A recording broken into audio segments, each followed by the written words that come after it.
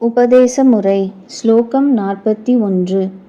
அவ்வாறு பேசுபவனும் தம்மை சரணமடைந்தவனும் காட்டுத் தீ போன்ற பிறவித் துன்பத்தால் பொசுக்கப்பட்டவனும் ஆகிய அவனை கருணாரசத்தின் கசிவுடன் கூடிய பார்வையால் உற்று நோக்கி விரைவில் பயமின்மையை அளிப்பார் மகாத்மாவாகிய குரு. நான் உன்னுடையவன் என்று ஒருவன் ஒருமுறை என்னை சரணடைந்தால் எல்லா பிராணிகளிடத்திலிருந்தும் நான் அவனுக்கு அபயம் அளிப்பேன். இது என் விரதம். இவ்வாறு ஸ்ரீ ராமபிரான் வால்மீகி ராமாயணத்தில் கூறியுள்ளார். ஸ்லோகம் 42. அந்த ஞானி பாதுகாப்பை விரும்புபவனும் மோட்சத்தில் நாட்டமுள்ளவனும் நல்ல முறையில் சொன்னதை செய்பவனும் அடங்கிய மனம் உடையவனும் சமம் முதலிய நியமங்களை உடையவனும் ஆகிய அவனுக்கு தத்துவ உபதேசத்தை கருணையாலே செய்வார். ஸ்லோகம் 43. கற்றுணர்ந்தவனே, பயப்படாதே, உனக்கு அழிவு இல்லை. பிறவிக்கடலை கடப்பதற்கு வழி உள்ளது. முனிவர்கள் எதனால் இதன் அக்கரையை அடைந்தார்களோ அந்த வழியை உனக்கு காட்டித் தருகிறேன்.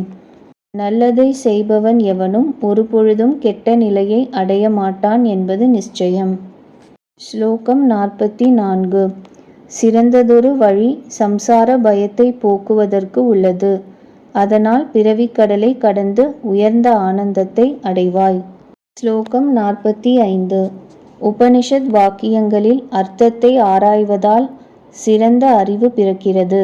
அதனுடைய தொடர்ச்சியாக சம்சார துக்கத்திற்கு முற்றிலும் அழிவானது ஏற்படுகின்றது. ஸ்லோகம் 46. ஸ்ரத்தையும் பக்தியும் தியான யோகமும் வீட்டை விரும்புகிறவனுக்கு முக்திக்கு காரணங்களாக நேரில் வேதவாக்கியம் கூறுகிறது. எவனொருவன் இவைகளிலேயே நிலையாயிருக்கின்றானோ அவனுடைய விடுதலை அவித்யையால் கல்பிக்கப்பட்ட உடலாகிற தலையினின்று. ஸ்ரத்தை என்பது குரு உபதேசத்திலும் வேதாந்த வாக்கியத்திலும் நம்பிக்கை. தியானம் என்பது புத்தியை பரபிரம்மத்தில் நிலைநிறுத்துதல். ஸ்லோகம் 47. அஞ்ஞானத்தின் கூட்டுறவால்தான் பரமாத்மாவாகிய உனக்கு ஆத்மாவல்லாததுடன் பிணைப்பு. அதினின்றே பிறவிச் சுழல். ஆத்மா அனாத்மாவாகிய இவ்விரண்டையும் பற்றிய பகுத்தறிவினால் எழுந்த ஞானத் தீயானது அஞ்ஞானத்தின் செயலை வேருடன் எரித்துவிடும்.